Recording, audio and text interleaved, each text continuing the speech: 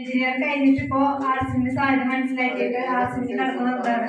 സ്റ്റാലിന്റെ മകളാണ്. അമ്മയിലൂടെയാണ് ആർട്സിന് കടന്നത്.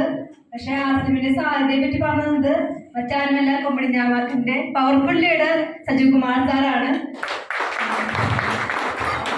പാട്ട് പാടാനൊന്നും അറിയില്ല. കാറ്റേ കൂടെ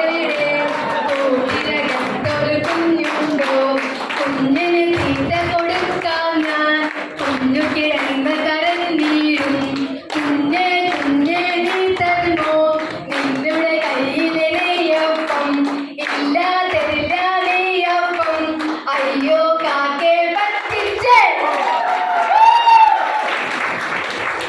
ഇത്തരം മനോഹരമായിട്ട് ജനങ്ങളെ കൈയെടുക്കാൻ അറിയാവുന്ന ഈ കൃഷ്ണ നല്ലൊരു കൈ. സൂപ്പർ.